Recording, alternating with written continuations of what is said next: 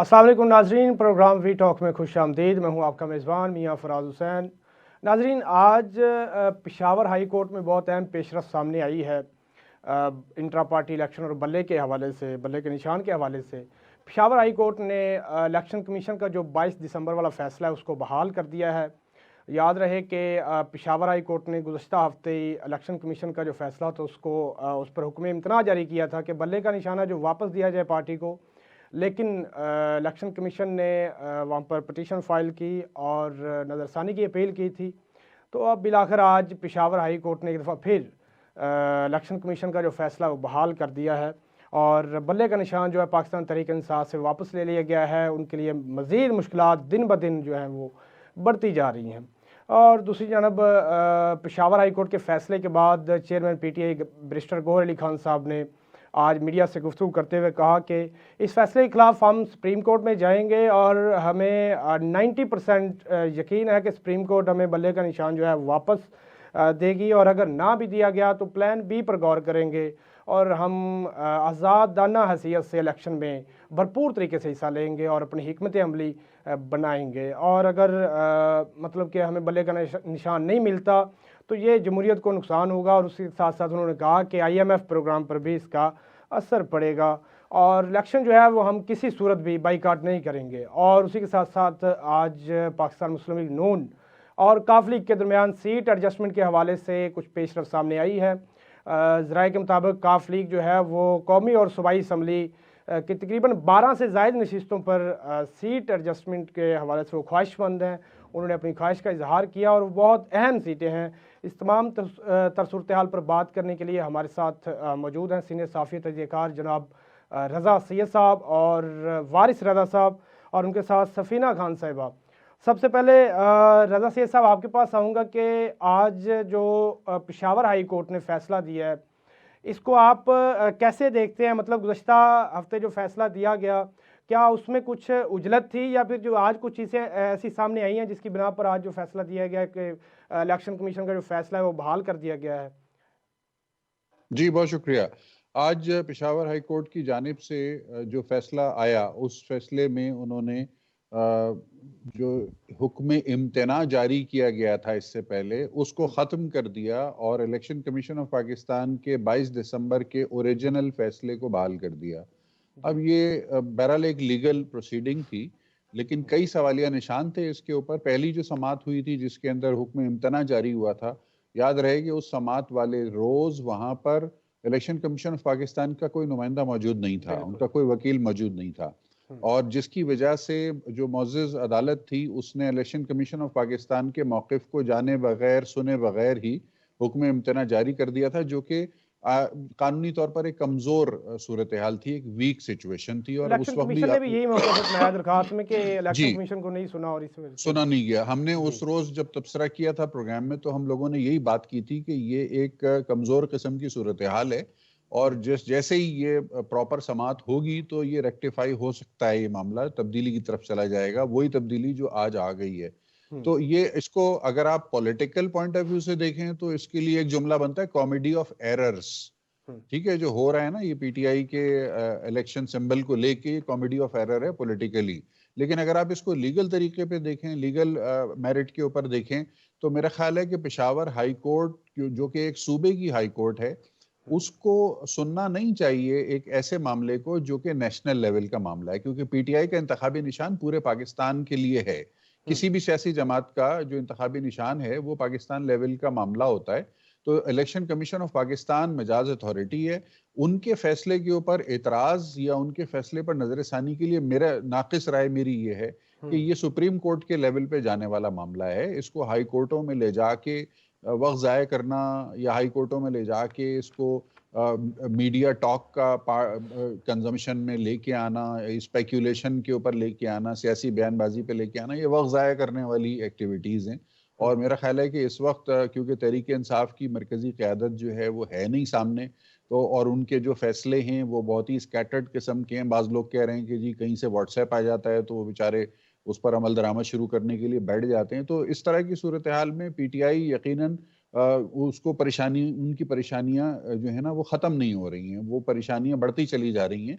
और अब पता ही चल रहा है कि उनकी परेशानियों के पीछे जो उनके हालात हैं उसके साथ साथ उनके इक़दामात या उनकी जो हिकमत अमली है वो भी उनकी परेशानियों में इजाफे का सबब बन रही है।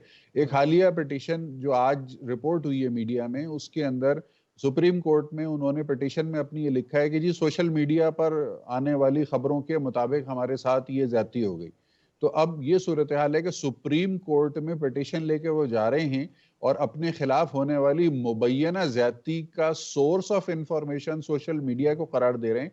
तो इससे भी अंदाजा होता है कि ये कोई मसखरों के हाथ में मामला आ गया है, कोई मज़ाहिया फिल्म चल रही है, या मतलब या पाकिस्तान के अवाम बेवकूफ़ हैं या पाकिस्तान की अदलिया जो है उसके पास इस किस्म के यानी लोग अप्रोच कर रहे हैं उसको, और बिल्कुल एक कॉमेडी ऑफ एरर वाली सूरत हाल हो गई है। और इस सूरत हाल से जितनी जल्दी हम बाहर निकल जाएं उतना अच्छा है, पाकिस्तान के लिए भी और इलेक्शन के लिए भी और जमहूरियत के लिए भी ज़्यादा बेहतर यही होगा कि ये कन्फ्यूजन और इस तरह की जो इमेच्योर किस्म की जो पॉलिटिक्स हो रही है ये इसका सिलसिला अब ख़त्म हो जाना चाहिए। मज़ीद पाकिस्तान के अवाम के सब्र का इम्तिहान नहीं लेना चाहिए। ठीक है। वारिस रज़ा साहब, आपके पास आऊँगा। जैसे रज़ा सैयद साहब ने फरमाया कि पेशावर हाई कोर्ट को ये मतलब कि जो केस है सुनना ही नहीं चाहिए था। वारिस साहब, आवाज़ आ रही है आपको? वारिस साहब के पास कोई टेक्निकल इशू है, आवाज़ नहीं जा रही। सफीना खान साहब, आपके पास आऊँगा कि वारिस साहब ने फरमाया कि पेशावर हाई कोर्ट को ये फैसला सुनना ही नहीं चाहिए, ये केस सुनना ही नहीं चाहिए था और इस पर फैसला देना भी नहीं चाहिए था, क्योंकि ये एक नेशनल सतह पर केस है, ये बल्ले का निशान है, ये नेशनल सतह पर पाकिस्तान तहरीक इंसाफ को मिलना है। तो आप आज के पेशावर हाई कोर्ट के आज के फैसले के मतलब क्या कहेंगी? और जो रज़ा सैयद साहब ने फरमाया है, आप उससे एग्री करती हैं कि वाकई नहीं सुनना चाहिए था ये केस पेशावर हाई कोर्ट को? अस्सलामुअलैकुम फराज, मैं बिल्कुल एग्री करती हूँ रज़ा साहब की बात से। मैंने उसी दिन जिस दिन इन लोगों ने पेशावर हाई कोर्ट में अपील की थी, मैंने उसी दिन मेरा ट्वीट ऑन रिकॉर्ड मौजूद है कि पीटीआई के वकीलों को, पीटीआई के लोगों को सोशल मीडिया, ट्विटर की स्पेसेस में और हीरोपंती और मीडिया से इंटरेक्शन की बजाय प्रैक्टिकली तौर पर काम करना चाहिए और सुप्रीम कोर्ट से रजू करना चाहिए। तो मैं अपनी बात को कैसे निगलेक्ट कर सकती हूँ? मैंने उस दिन ये लिखा था कि इनको सुप्रीम कोर्ट जाना चाहिए, वही राइट फोरम है जहां से इनको कोई रिलीफ मिल सकता है। देखिए, तो हाई आज कोर्ट जो है आज आज जी पोजीशन वहीं पे है। मतलब आज बैरिस्टर गोरी खान साहब ने कहा जी हमें 90% उम्मीद है कि सुप्रीम कोर्ट हमें इंसाफ देगी। तो इनको तो पहले पहले ही उधर अगर चले जाना चले चाहिए था। जाते इतना जो वक्त जाया जी किया उसका मकसद फिर जी क्या था? जी, मेरा वही कहने का मकसद है, हम यहाँ बैठ के हमें कोई शौक नहीं है कि ना मुझे तो बिल्कुल कतई शौक नहीं है ना नवाज शरीफ के खिलाफ बिलावजह तनकीद करने की, ना इमरान। जो सच बात मुझे मेरे अकॉर्डिंग लगेगी मैं उसके मुताबिक रिएक्ट करूंगी, क्योंकि मुझे लिफाफा कहीं से नहीं मिलता। जो मिलेगा तो मैं उधर टिल्ट कर जाऊंगी फिलहाल किसी एक की तरफ। तो मैं ये कहना चाह रही हूँ कि पीटीआई की team, legal team social media की फेम में मुब्तला है। उनको शौक है कि उनके फॉलोअर बन जाए, उनको लोग ज्यादा से ज्यादा सुने, उनकी ट्वीट्स बहुत ज्यादा वायरल हो जाए, बस ये उनको शौक है। अगर वो थोड़ा सा ध्यान इन तमाम चीजों से हटाकर पूरी तरह से प्रैक्टिकली ग्राउंड के ऊपर बैठ के काम करें तो शायद उसको कुछ असर हो। आधी से बातें तो वो ट्विटर स्पेसेस में आके बोल के चले जाते हैं कि हम ये करने वाले, हम वो करने वाले हैं। दूसरे बैठे पर भी सुन रहे होते हैं, वो भी पॉइंट बना के लिख के ले जाते हैं कि अब हम इनको ऐसे काउंटर करेंगे।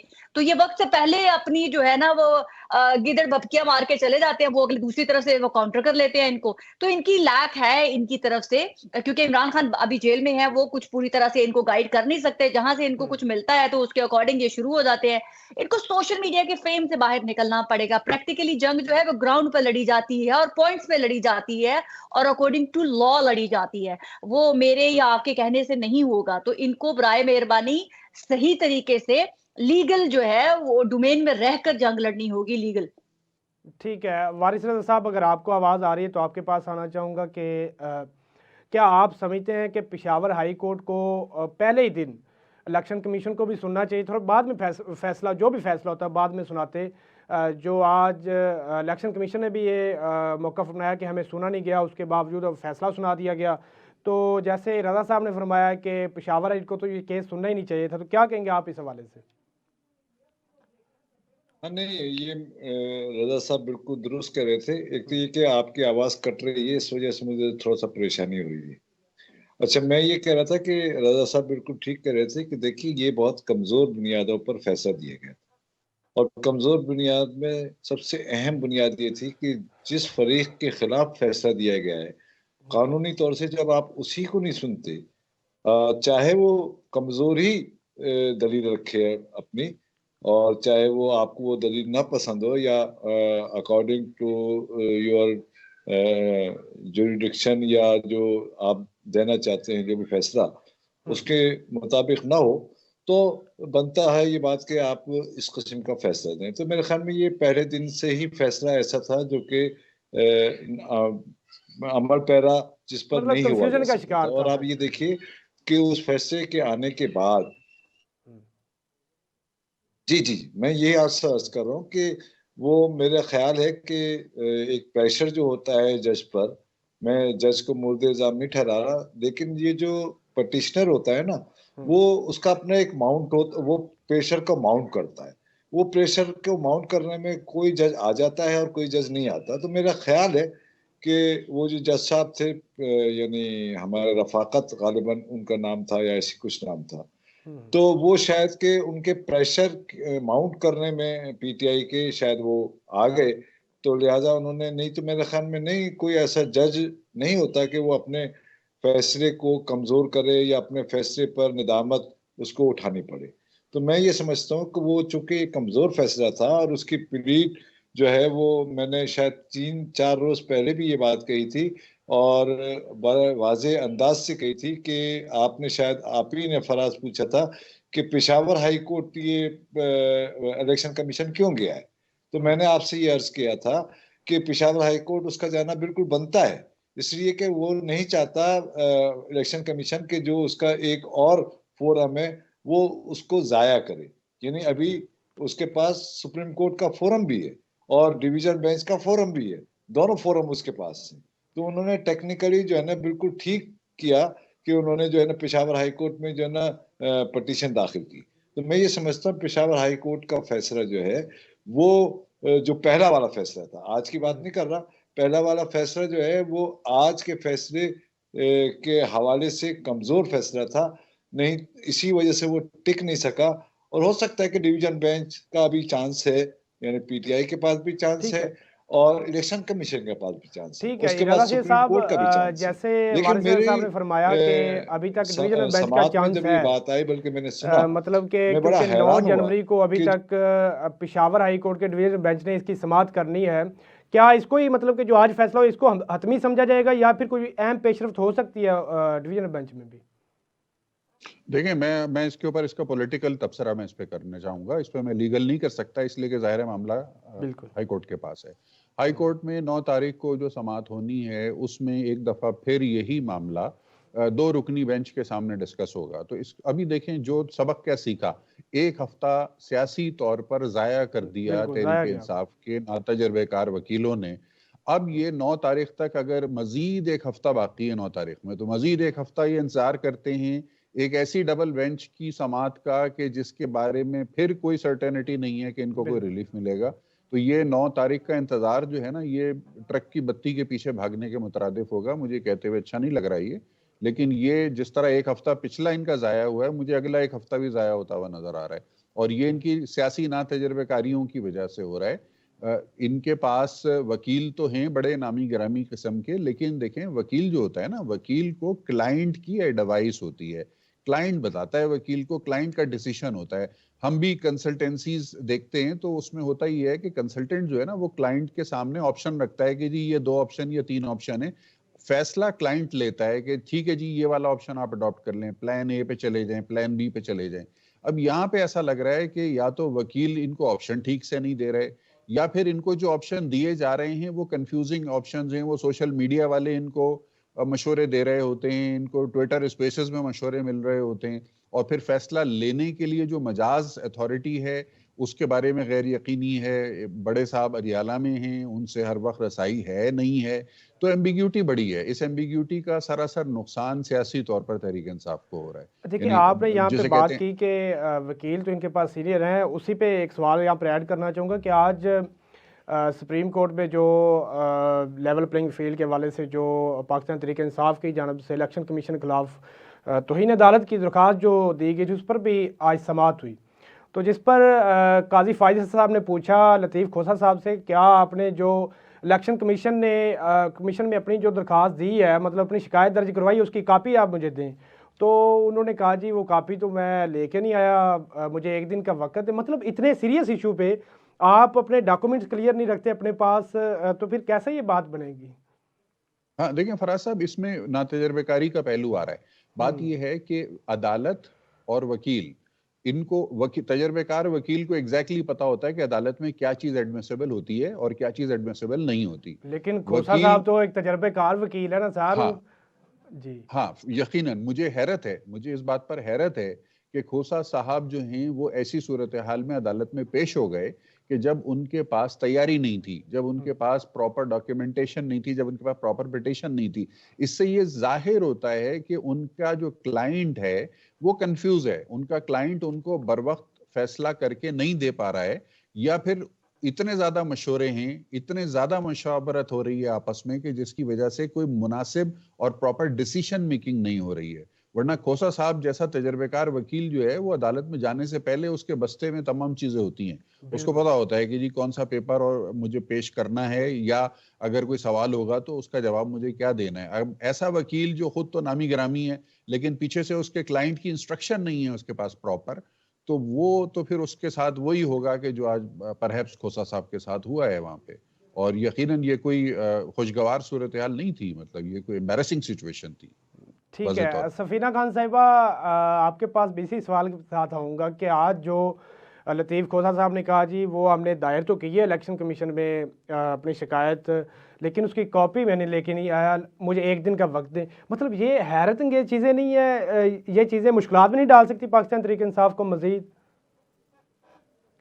अफराज, जैसे मैंने पहले भी कहा कि मैं अपनी इस रिजर्वेशन का ख्याल जो है ओपनली मैं ट्विटर पे कर चुकी हुई हूँ कि पीटीआई को मेरे ख्याल से अब ऑफिशियली एक बयानिया जारी करना चाहिए कि पाकिस्तान तहरीक इंसाफ की जो लीगल टीम है वो हर जगह पे ना तुक्के मार के लोगों को मिस इन्फॉर्मेशन या जो भी उसको कह लें वो वक्त से पहले इन्फॉर्मेशन देना बंद कर दे। वैसे भी वकील जो है वो बाउंड होता है कि वो कोई भी किसी भी किस्म की इन्फॉर्मेशन जो है बिला जरूरत, वो क्या कहते हैं ना, और बिना मांगे जरूरत फैलाना भी नुकसानदेह होता है। तो पहली बात तो फर्स्ट सबसे पहले एक्शन ये लेना चाहिए पाकिस्तान तहरीक इंसाफ को कि वो अपने वकला की टीम को लोगों में, पब्लिक में अपने किसी भी केस के मुतालिक बात करने से रोक दे। तो चाहे उसमें सोशल मीडिया हो, कोई भी हो, टू द पॉइंट बात करें। और जो भी है कि आप कहें कि हम जो आप, ताकि उनकी कारकर्दगी जो है वो सही हमें अदालत में नजर आ सके, बजाय से कि वो बाहर आके नारे मारते और अंदर उनके पास फोटोकॉपी तक रिलेटेड केस से रिलेटेड जो है पेपर की फोटोकॉपी तक भी नहीं होती है। तो लतीफ खोसा साहब बहुत मंझे हुए वकील है, उसमें तो कोई दो राय नहीं है। लेकिन अब फोटोकॉपी तो उन्होंने खुद लेके जानी थी ना, मैंने और आपने तो नहीं लेके जानी थी, या उनके असिस्टेंट ने लेके जानी थी। तो ये कुताही तो उनकी है, वो मंजे हुए होंगे वकील, पर कुताही तो उन्होंने भी की, वो चले गए। यही ना हीरोपंती चल रही है, फिल्मी सीन। मुझे लग रहा है कि पीटीआई वाले ना सोशल मीडिया की हाइप में बहुत आगे चले गए। मैंने बहुत पहले भी कहा था पीटीआई को वापस अपने उस कल्चर को की तरफ जाना होगा जहां से इन्होंने स्टार्ट लिया था। इस वक्त जो है हर ऐरा गैरा नतू खैरा आता है, बढ़के मारता है, और दो उसको हाला करने वाले पीछे लग पड़ते हैं। और वो ये प्रैक्टिकली ऐसे नहीं हो सकता, अदालतों में ये चीजें नहीं चलनी है। आज आपने सरताज गुल को देखा, वो रोते हुए माफी मांग रही थी। तो रियलिटी इज वेरी हार्श, आपको फेस करनी पड़ेगी। आपको सोशल मीडिया की तरह हीरोपंती नहीं कि कोई मैं सफीना लंदन में बैठी हुई यहाँ बढ़के मार दूं। जो पाकिस्तान में बैठे में फेस उन्होंने करना है, अदालतों में उन्होंने जाना है, प्रूफ उन्होंने देने हैं। यहाँ बाहर बैठे हुए सोशल मीडिया के ऊपर तो आप बहुत मैनिपुलेट कर लेंगे। वहां बैठे हुए जो बढ़के मारने वाले इनके वो जो यूट्यूबर्स हैं, मैं पहले दिन से कह रही हूँ, उनसे दूर करना पड़ेगा अपने आप को, पाकिस्तान तहरीक इंसाफ को। ये वो सारा का सारा गंद इनके ऊपर भुगतना इनको पड़ेगा। उन लोगों ने तो माफी शाफी मांग के दोबारा किसी और के गुण गाना शुरू कर देने हैं। इनका जो मतलब नुकसान हो चुका होगा उसका आप कह खमियाजा रही हैं कौन कि देगा? सोशल मीडिया से हटके, ट्विटर से हटके कुछ प्रैक्टिकली करके दिखाएं, जो आवाम को कुछ सामने रखें, पीटीआई के जो वर्कर्स हैं उनके सामने रखें। चलो ठीक है, वक्त हुआ एक छोटे से ब्रेक का, और मिलते हैं ब्रेक के बाद। Welcome back in we talk. Pakistan Tehreek Insaf ने अब ये फ़ैसला किया है कि हम सुप्रीम कोर्ट में जाएंगे पेशावर हाई कोर्ट के फ़ैसले के ख़िलाफ़, और हमें उम्मीद है कि 90% हमें उम्मीद है कि वहाँ से हमें रिलीफ मिलेगा और बल्ले का निशान हमें मिल जाएगा। तो रज़ा सैयद साहब, आपके पास आऊँगा कि क्या आपको लगता है कि अगर ये मामला सुप्रीम कोर्ट में जाता है तो सिचुएशन जो है वो मुख्तलिफ होगी और हो सकता है कि पाकिस्तान तहरीक इंसाफ को रिलीफ मिल जाए, बल्ले का निशान वापस मिल जाए। डिपेंड करता है कि वो किस तरह से पिटीशन अपनी लेके जाते हैं, क्योंकि अब तो आज तो यानी वाजे तौर पर ये सवालिया निशान लग गया है, तहरीक इंसाफ के वकला की संजीदगी के ऊपर सवालिया निशान लग गया है कि ये प्रोफेशनली सीरियस तरीके से परसू ही नहीं कर रहे अपने केसेस को। तो ये कह देना कि हम जाएंगे, ये बात काफी नहीं होती है। आप किस तैयारी के साथ जा रहे हैं, आपकी पिटीशन जो है वो उसमें लिखा क्या है आपने, उस पिटीशन में आपकी प्रेयर क्या है, उस पिटीशन के साथ जरूरी डॉक्यूमेंट्स आपने लगाए हैं या नहीं लगाए हैं, ये सारी चीजें जब पुट अप होंगी तो फिर जजेस देखेंगे, सवाल पूछेंगे, तसल्ली बख्श जवाब आपने दे दिए तो आपका फेवरेबल आंसर आपको मिल सकता है। लेकिन अगर कहीं पर कोई चीज रह जाती है, जवाब तसल्ली बख्श नहीं होते, कागज पूरे नहीं लगते, पिटीशन की लैंग्वेज या प्रेयर दुरुस्त नहीं होती, तो फिर तो जाहिर है फेवरेबल फैसला आने का इम्कान कम ही होता है। तो इस वक्त तो आज की तारीख की जो डेवलपमेंट्स हैं, जो लीगल साइड पर इनकी परफॉर्मेंस है, वो बहुत ही परेशान कुन है। पीटीआई को परेशान होना चाहिए इस पे। और शुएब शाहीन साहब जो कि इनके कलीदी वकीलों में शुमार होता है, मैं कल उनकी एक बयान सुन रहा था शुएब शाहीन साहब का, जिसमें उन्होंने खुद अपनी पार्टी के सोशल मीडिया वालों को वार्निंग दी थी, बाकायदा तंबीह दी थी, और उन्हें कहा था कि जी आप बराए मेहरबानी हमें मशवरे ना दें, हमें पता है, हम कानून के माहिर हम लोग हैं, हमें पता है कि क्या काम करना है और पिटीशन कैसे बनानी है और क्या लिखना है और क्या बोलना है, आप हमें गाइड ना करें। तो ये एक प्रॉब्लम आ रही है पीटीआई तो के साथ आज कि फिर पीटीआई के जो रसवाई का सामना भी तो करना पड़ा है ना उनको। हाँ, तो वो नाम नेहाद जो उनके सोशल मीडिया एक्टिविस्ट हैं, वो उनको नुकसान दे रहे हैं, यानी वो उनके वकला को कंफ्यूज कर रहे हैं, उनको मिसलीड कर रहे हैं या उनको गलत रास्ते पे, मतलब प्रेशर होता है ना। देखिए एक गैर जरूरी प्रेशर आपके ऊपर आना शुरू हो जाए तो आप अच्छा खासी अपनी जो भी कारकर्दगी, परफॉर्मेंस और तैयारी होती है वो सब एक तरफ हो जाती है और उस प्रेशर के नीचे दब जाते हैं आप जाके। तो वो गलत हो रहा है। मेरा ख्याल है कि पीटीआई की क़यादत को फौरी तौर पर अपने सोशल मीडिया एक्टिविस्ट जो हैं उनको समझाना चाहिए कि जी थोड़ा हल्के हो जाएं, थोड़ा सा अपने राय मशवरे को उसी लिमिट में ही रखें और जो वकील हैं उन्हें काम करने दें और वकीलों को आज़ादी से काम करने दें। वरना कल को कितनी अनफॉर्चुनेट सूरत हाल हो सकती है, खुदा न खास्ता उनके हिसाब से, कि वो उनको रिलीफ ना मिले और पता ये चले कि रिलीफ इस वजह से नहीं मिला कि उनके वकला जो थे वो नाहल थे, वो निकम्मे थे या वो कारकर्दगी नहीं दिखा सके। वही मैंने आज से कुछ रोज पहले याहिया बख्तियार साहब का नाम लिया था 1977 के जुल्फ़िकार अली भुट्टो साहब के दौर के हवाले से, कि याहिया बख्तियार साहब के ऊपर सारी उम्मीदों का मरकज और महवर था और वो भुट्टो साहब को फांसी लगवा दी थी उन्होंने, मतलब फांसी तक पहुंचा दिया। ठीक है जी। सफीना खान साहिबा, आपके पास आऊँगा। क्या आपको लगता है अगर तो कल पीटीआई, जैसे आज गौहर अली खान साहब ने कहा कि हम कल ही सुप्रीम कोर्ट में जाएंगे, अगर वो कल चले जाते हैं सुप्रीम कोर्ट में, पेशावर हाई कोर्ट के फैसले के खिलाफ वो चैलेंज कर देते हैं, तो क्या सुप्रीम कोर्ट की तरफ से कोई रिलीफ मिल सकता है पाकिस्तान तहरीक इंसाफ को? अफराज, अगर मैं आईनी तौर पर देखूं और कानूनी तौर पर देखूं तो पीटीआई के पास से उनका बल्ला नहीं जाना चाहिए था। जो एतराज लगाए हैं इलेक्शन कमीशन ने वो इतने जस्टिफाई नहीं करते हैं, क्योंकि बाकी पॉलिटिकल पार्टीज के भी इलेक्शन ऐसे ही हुए हैं। कहीं हमने कुछ नहीं देखा, सबके एक नामों की लिस्ट आती है कि ये बन गए हैं और वो बन गए हैं। तो इनको स्पेशली हमें पता है कि ये जेरे ताब है। वो उसको कह देना कि नहीं उनके कोई गलत सिस्टम हुआ था, इन्होंने इलेक्शन अपने गलत कराए थे, तो मैं वो कबूल नहीं करूंगी। हाँ, इनको अपनी बैटल सही तरीके से लड़नी चाहिए। मुझे पूरी उम्मीद है कि पाकिस्तान सुप्रीम कोर्ट से इनको रिलीफ मिल सकता है, क्योंकि कोई जवाब नहीं है। हमारी सुप्रीम कोर्ट क्या इश्यू बना के, क्या नुक्ता उठा के कहेगी कि जो इलेक्शन कमीशन ने फैसला किया है वह दुरुस्त किया है। अदरवाइज अगर रियासत ने फैसला किया हुआ है कि इनको बल्ला नहीं देना, तो फिर हमारे जजेस भी कोई ना कोई नुक्ता निकाल देंगे और कहेंगे कि नहीं, इलेक्शन कमीशन का फैसला दुरुस्त है, तो फिर इनको बल्ला भी नहीं मिलेगा, इनको बल्ले के बगैर ही इलेक्शन में जाना पड़ेगा। बल्ले तो के बगैर ये कैसे तो जाएंगे हाथी है, इलेक्शन में? ये आजाद आजाद मेरी एक ट्वीट, मैं उसको कोट करूंगी कल के फैसले के बाद। बहुत सालों पहले मैंने लिखा था कि आइंदा पाकिस्तान के अंदर होने वाले इलेक्शंस में बहुत ज्यादा तादाद में आजाद कैंडिडेट जाएंगे। मुझे तो नहीं पता था कि वो आजाद पीटीआई वाले हो सकते हैं, ये कोई और हो सकते हैं। ठीक है, वारिस साहब हमारे साथ दोबारा जुड़ चुके हैं। वारिस साहब, आपके पास आऊँगा। क्या आपको लगता है कि अगर पाकिस्तान तहरीक इंसाफ कल सुप्रीम कोर्ट में जाती है और पटिशन दायर करती है पेशावर हाई कोर्ट के आज के फैसले के खिलाफ, तो क्या पाकिस्तान तहरीक इंसाफ को कोई रिलीफ मिल सकता है या बल्ले का निशान वापस मिल जाएगा?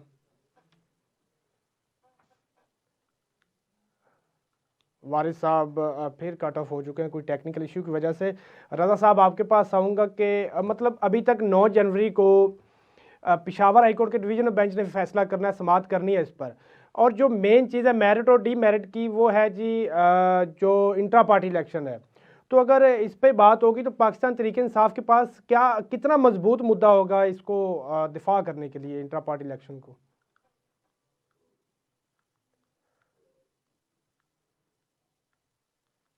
जी हाँ वारिस वो साहब। आ गए हैं वापस, वारिस साहब आ गए हैं वापस। जी वारिस साहब, आवाज़ आ रही है आपको? मैं आपसे ये अर्ज कर रहा जी हूँ जी जी स्वराज जी जी कि देखिए, जब भी सुन रहा हूँ आपकी बात, मैं ये अर्ज कर रहा हूँ कि देखें, जब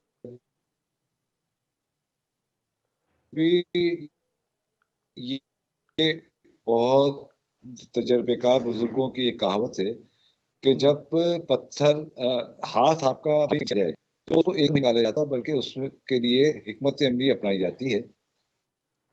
और हिकमत अमली का तकाजा ये होता है कि आहिस्ता आहिस्ता आप हाथ निकालें ताकि आपका हाथ भी सलामत रहे और आपको पत्थर नुकसान भी न पहुंचाए। मैं पहले दिन से मेरा ये इस्तदलाल है, और इसके गवाह जो है ना सफीना भी है और रजा साहब भी हैं। मैं सर से कह रहा हूँ कि चूंकि पॉलिटिकल पार्टी नहीं है, ना है और ना हो सकती है।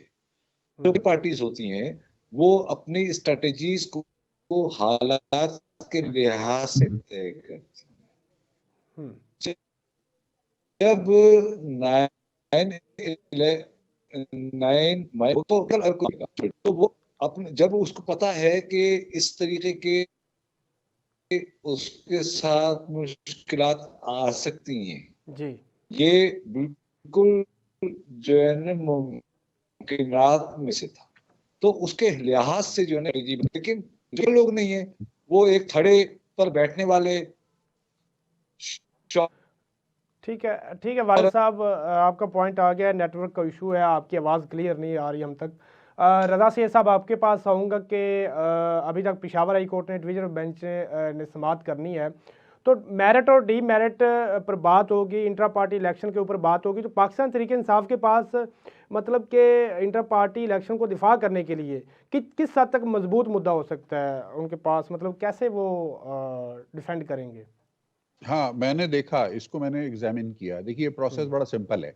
होता ये है कि इंट्रा पार्टी इलेक्शन हर सियासी जमात को करवाना होता है, लेकिन उसको कंडक्ट करने का प्रोसीजर खुद उनके अपने जो मंशूर है उसके अंदर लेट डाउन होता है। यानी ये इलेक्शन कमीशन किसी के ऊपर जबरदस्ती अपना निजाम मुसल्लत नहीं करती कि जी आपने ऐसे कराना है। हर पार्टी खुद बताती है इलेक्शन कमीशन को कि जी हमने इंट्रा पार्टी इलेक्शन इस तरह से करना है। बदकिस्मती कहें या नाअहली कहें या क्या कहें, पाकिस्तान तहरीक इंसाफ खुद अपने बताए हुए तरीके के मुताबिक इंट्रा पार्टी इलेक्शन करवा नहीं सकी। अब इसकी अगर बिल्कुल इस चीज़ का बैरिस्टर अली जफर साहब ने भी एतराफ़ किया कि एतराफ किया वक्त कि वो कम कर होने नहीं की वजह सके। से हम प्रोसीजर को फॉलो नहीं कर सके। असल बात वक्त कम होने की नहीं थी। मैं आपको असल बात बताता हूँ। असल बात ये थी कि उनके उनके जो लीडर हैं वो जेल में बंद हैं, और उनके यहाँ नंबर 2, नंबर 3, नंबर 4 हायरार्की कोई डिफाइन है नहीं। तो सारा फैसला सेठ करता है, और सेठ जो है वो जेल में बंद है, माफ कीजिएगा। तो अब नीचे जितने भी दुकानदार हैं, सेल्समैन हैं या मैनेजर्स हैं ना, उनमें से किसी के पास डिसीजन लेने की अथॉरिटी है ही नहीं। अफसोस के साथ कहना पड़ता है। यानी इतनी बड़ी सियासी जमात जो कि इस मुल्क पर हुकूमत कर चुके जा चुकी है 4 साल तकरीबन, उनके यहाँ पार्टी हायरार्की एग्जिस्ट ही नहीं कर रही कि जो उनके मामलात को टेकअप करे। अरे भाई, ये जो इंट्रा पार्टी इलेक्शन होता है ये कोई चेयरमैन ने थोड़ी कराना होता है। इंट्रा पार्टी इलेक्शन को कंडक्ट कराने की जो मेन जिम्मेदारी है वो secretary general of the party की होती है। और सेक्रेटरी जनरल जो है वो उमर अयूब साहब हैं, और वो जेल में बंद नहीं है। उमर अयूब साहब अपने घर में बैठे हुए हैं आराम से, उनको कोई ऐसे मसाइल का सामना नहीं है। तो मसला तरजीहात का है, क्योंकि बकौल वारिस रजा साहब के कि ये लोग एक तजर्बेकार सियासी जमात हैं नहीं। अगर ये सियासी जमात होते तो इनको पता होता कि इनके बहैसियत सियासी जमात आईनी और कानूनी जिम्मेदारियां पूरी करते हैं अपनी। अगर आपके पास देखे ना, कोई वालदैन होते ना तजर्बेकार वालदैन होते, नया बच्चा पैदा होता है तो वो बड़े बुजुर्ग उनको गाइड करते हैं, उनके वालदैन या उनके सीनियर उनको गाइड करते हैं कि भाई बच्चे को आपने ऐसे सुलाना है, ऐसे जगाना है, ऐसे खिलाना है, गाइडलाइन होती है। अभी यहाँ पर ऐसा मालूम हो रहा है कि चेयरमैन साहब क्योंकि जेल में बंद हैं तो इसलिए बस कुछ भी नहीं होगा, हर काम जो है वो एक दूसरे पे डलेगा, और वो कुछ लोग सोशल मीडिया पे बैठ के, कोई यूट्यूब पे बैठ के, और कोई इधर से मशवरे दे रहा है, कोई इधर से मशवरे दे रहा है, कोई सेकंड लाइन ऑफ हायरार्की नहीं है इनके पास, जिसकी वजह से इनको इन मसाइल का सामना है। इनकी सेकंड लाइन ऑफ हायरार्की अगर होती तो शायद वो बर वक्त और दुरुस्त फैसले कर रहे होते। ठीक है सफीना खान साहबा, जैसे रज़ा सैयद साहब ने फरमाया कि कोई मतलब कि फ़ैसला लेने वाला नहीं है पाकिस्तान तहरीक इंसाफ में, जो फ़ैसला करने वाला है वो जेल में बंद है। और जैसे बैरिस्टर अली ज़फ़र साहब ने भी ये एतराफ़ किया था कि उन्होंने तो ये कहा था कि हमारे पास वक्त कम होने की वजह से हम इंट्रा पार्टी इलेक्शन का जो मुकम्मल प्रोसीजर है हम उसको फॉलो नहीं कर सके। तो क्यों मतलब कि सारे सीनियर वकील, सीनियर कानूनदान, तजर्बेकार, 52 साल से वकालत करने वाले जो वकील हैं वो भी इस पार्टी में मौजूद हैं, उसके बावजूद ऐसी गलतियां कोताहियां क्यों हो गई हैं फिर? फ्रांस देखें, इस वक्त जो पीटीआई के लोग हैं, मैंने आपको बताया जो ओरिजिनल होल्ड रखते हैं वो तितर बितर हैं। तो और जो हैं उनको वो कंफ्यूज हैं कि हमने करना कैसे है, क्या होगा। वो माइंड शायद बना के बैठ चुके हुए हैं कि हमें कुछ भी करने नहीं दिया जाएगा, लिहाजा वो अपना होमवर्क भी नहीं कर रहे। वो कह रहे हैं हम क्यों मेहनत करें क्योंकि हमारे खिलाफ ही सारे फैसले आने हैं। वो ये सोच के मान के बैठ गए हुए हैं। हालांकि हमारे आर्मी चीफ ने कहा है, जनरल आसिम मुनीर ने, मायूसी कुफ्र है, लेकिन वो फिर भी मायूस हो गए हैं। तो वो मायूसी उनको अपने अंदर से खत्म करनी पड़ेगी कि होप होती है। आप अगर आपके खिलाफ कुछ गलत काम हो रहे हैं तो आप पॉजिटिव रहें, आप उसका होमवर्क बकायदा तौर पे करके जाएं, अपनी तैयारी पूरी रखें, फिर आप एग्जाम दे के आ जाए। फिर जो देखें एग्जामिनर जो है वो कितना बायस्ड होके आपके तमाम नंबर काटता है, तो वो उन पे छोड़ दे, आप तो अपनी तरफ का काम पूरा करें ना। तो वो मायूस मुझे लगता है कि पीटीआई के जो लोग हैं वो बहुत ज्यादा हो चुके हुए हैं। उन्होंने एक्सेप्टेंसी जो है वो कर ली है अपने ऊपर तारी कि हमारी कबूलियत नहीं हो रही है। तो जो उनको ज्यादा नुकसान पहुंचा रहा है, मेरे ख्याल से आर्मी चीफ की जो बात उन्होंने कल कही है ना, मायूसी कुफ्र है, वो उसको फॉलो करे। मायूसी कुफ्र नहीं है, वो उसको पॉजिटिविटी की तरफ जाए। आप कुफ्र समझ के अपने ऊपर मुसलत मत करेंगे। मैसेज था एक बहुत बड़ा, अब समझने वालों के लिए सफीना है। खान साहबा, यहाँ पे एक सवाल और ऐड करना चाहूँगा। आपने भी पहले कहा कि, और आज गौहर अली खान साहब ने भी कहा कि अगर बल्ले का निशान में नहीं मिलता तो हम आज़ाद हैसियत इलेक्शन में जाएंगे। ये मतलब कि कैसे सब मैनेज होगा? आज़ाद हैसियत एक हल्के से 8 उम्मीदवार होंगे, एक हल्के से 8 उम्मीदवार होंगे और सब कहेंगे जी मैं पीटीआई का वोट तो ले लेंगे, लेकिन उसके बाद अगर जीत भी जाए, फ़र्ज़ करें जीत भी जाएं, तो फिर कैसे ये कह सकते हैं कि वो पीटीआई के पास ही रहेंगे? ये पार्टी का अच्छा फैसला है या क्या इसकी हिकमत अमली होगी?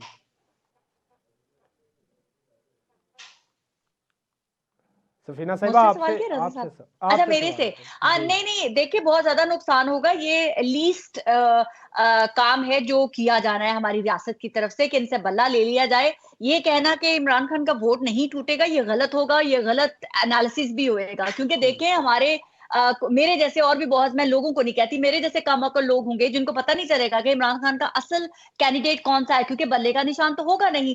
तो पहचानने में, पता करने में बहुत मुश्किल आएगी लोगों को। और फिर जो है सब लोग, किसी को शेर नजर आ रहा होगा, शेर पे ठप्पा लग जाएगा, किसी को तीर नजर आ रहा होगा, तीर पे ठप्पा लग जाएगा, क्योंकि लोग कंफ्यूज होंगे। पाया जाता है ना कि कुछ लोग जो हैं वो सिर्फ इमरान खान या बल्ले के निशान से वाकिफ हैं, जी जी, तो वो बहुत वाजिया कैसे निशान होगा उसके ऊपर कि ये निशान, क्योंकि हर किसी को एक इंडिविजुअल निशान होगा। या तो होना कि तमाम आजाद जो खड़े हो रहे हैं उन सबको मुश्तरका तौर पे एक ही चले, बिल्ली का निशान दे दें, लेकिन मुश्तरका हो, लेकिन सबके अलग-अलग से होंगे। और जो जीत भी जाएंगे वो पार्लियामेंट में जाएंगे जब, तो उनको मैनेज करना बड़ा आसान होगा।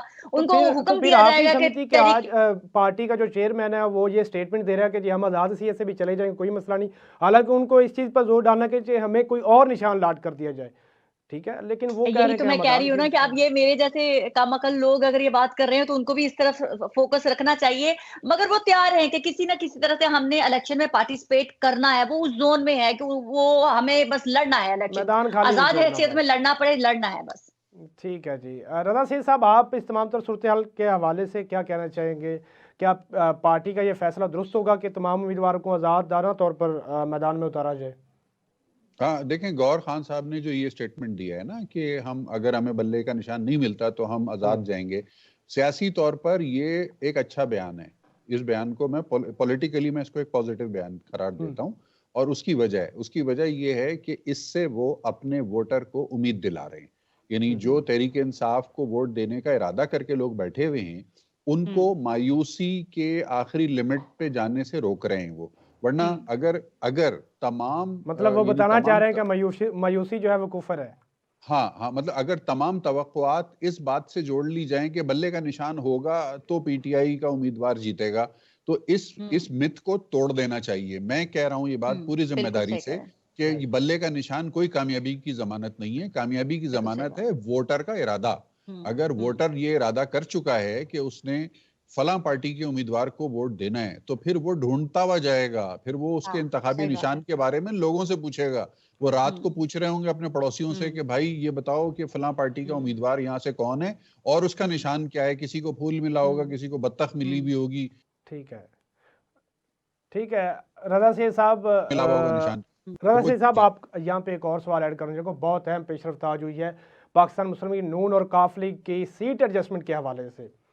और ज़राए के मुताबिक काफ लीग जो है वो मतलब कि 12 से ज़ायद कौमी और सूबाई नशिस्तों पर वो ख्वाहिश रखती है कि हमें सीट एडजस्टमेंट करनी है।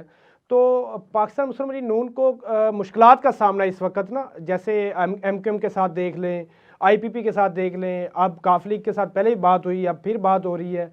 तो क्यों ये सियासी इत्तेहाद के लिए इतनी मुश्किलात क्यों उनके लिए आ रही हैं? मतलब कि अभी तक कोई फैसला नहीं कर पा रहे।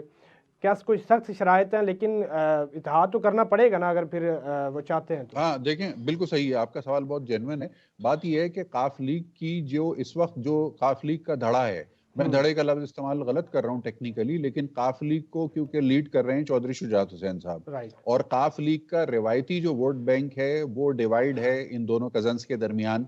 यानी जो परवेज इलाही साहब हैं और उनके साहबजादे हैं वो भी वोट बैंक रखते हैं, जो इनका गुजरात का रिवायती वोट है।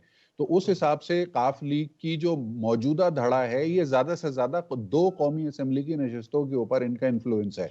अगर आजादाना इंतखाबात होते हैं तो 2 सीटें बनती हैं जो चौधरी शुजात साहब के जेर असर आती हैं, और बाकी जो 2 या 3 सीटें हैं वो आती हैं चौधरी परवेज इलाही साहब के जेर असर।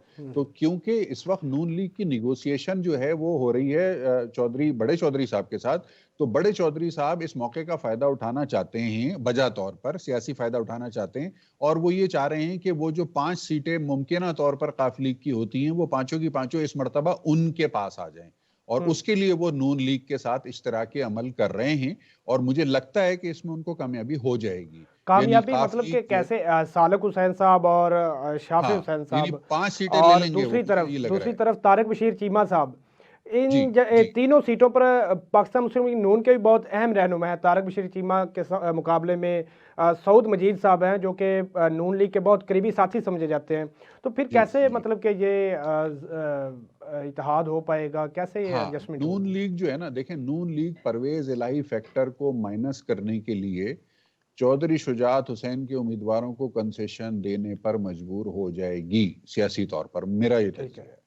ठीक है जी। सफीना खान साहिबा, आपके पास आऊँगा इसी सवाल के साथ कि क्या पाकिस्तान मुस्लिम लीग नून और काफ लीग के दरमियान कुछ सीट एडजस्टमेंट के हवाले से कुछ हिकमत अमली, जो मौसर हिकमत अमली सामने आ पाएगी? जैसे रजा साहब ने फरमाया कि जो परवेज इलाही साहब है उनको मतलब कि साइडलाइन करने के लिए नून लीग जो है वो किसी भी तरीके एग्री हो जाएगी। मैं बिल्कुल एग्री कर रही हूँ। ये भी चीज साबित करती है कि PMLN प्रैक्टिकली तौर पर ग्राउंड पर कितनी कमजोर है, कि वो हर छोटी से छोटी जमात से कॉम्प्रोमाइज हो रही है उनके हाथों, उनके साथ सीट एडजस्टमेंट यानी कि अपने बड़े बड़े नामों को पीछे हटाने पे मजबूर हो रही है। मतलब PMLN को पता है कि वो ग्राउंड पर PTI का मुकाबला नहीं कर सकेंगे, इसलिए उनको जोड़ तोड़ करके बाकियों को अपने साथ रखना है। और एक और बहुत बड़ी बात जो शायद अभी तक मीडिया पे किसी ने डिस्कस नहीं की है, हमारे बहुत ही मुख्तदर हलकों और इदारों ने सर्वेस करवाए हैं नवाज शरीफ साहब के हलके में, and I can challenge on that कि वो हलके के अंदर बहुत जेन्युइन सर्वे करवाया गया है 1 मिलियन टाइम के, जिसमें कोई ये नहीं कहा गया कि कोई इसके बारे में उसके बारे में, और वो सर्वे जेन्युइन सर्वे नवाज शरीफ साहब के खिलाफ आया है। वो सर्वे टीवी पर करने वालों को तो रोक दिया गया कि आप वो नहीं देंगे। आई होप सो कि मियां साहब को वो सर्वे का रिजल्ट उनको पहुंचा दिया गया है, तो मियां साहब को भी पता है कि सर्वे में क्या आ रहा है। ठीक है जी। वारिस रज़ा साहब, आपके पास आऊँगा। क्या मुस्लिम लीग नून और काफ लीग के दरमियान सीट एडजस्टमेंट के हवाले से बातचीत जो है वो हतमी शक्ल इख्तियार करेगी या नहीं? मैं समझता हूँ कि हतमी शक्ल इख्तियार कर लेगी, और उसकी वजह ये है कि जाहिर है कि उस वक्त यानी मुस्लिम लीग नून के पास जो है ना, वो जो है ना एक ऑप्शन जो है ना, वो गुजरात का ऑप्शन उनके पास जरा कमजोर है। जी। तो लिहाजा गुजरात के जो चौधरीज हैं, उनको जो रजा साहब कह रहे थे, मैं इससे इत्तेफाक करता हूँ कि 5 सीटों का मतलब रजा साहब शायद 3 कौमी और 2 सूबाई की बात कर रहे हैं, हुँ, गालिबन गालिबन मेरा अपना ख्याल है ये। तो ठीक है। मेरे ख्याल है कि वो इस पर जो है ना उनका एडजस्टमेंट हो जाएगा, और वो जो है ना माइनस परवेज इलाही को करने के लिए ये काम कर लेंगे। ठीक है जी, बहुत शुक्रिया और जहाँ आप सबका। और प्रोग्राम का जो टाइम है वो ख़त्म हो चुका है। वारिस रज़ा साहब और रज़ा सईद साहब ने फरमाया कि पाकिस्तान मुस्लिम लीग नून और काफ लीग के दरमियान जो इत्तेहाद है, सियासी इत्तेहाद है, वो हतमी शक्ल इख्तियार कर जाएगा। और उसी के साथ साथ पाकिस्तान तहरीक इंसाफ सुप्रीम कोर्ट में जाएगी कल पेशावर हाई कोर्ट के फैसले के खिलाफ। तो देखते हैं उनको भी रिलीफ मिलता है या नहीं मिलता, या फिर आज़ादाना हैसियत से उनको इलेक्शन में जाना पड़ेगा। ये तो वक्त बताएगा। प्रोग्राम का जो वक्त है वो ख़त्म हो चुका है। इसी के साथ इजाज़त दीजिए अपने मेज़बान को। अल्लाह हाफिज़।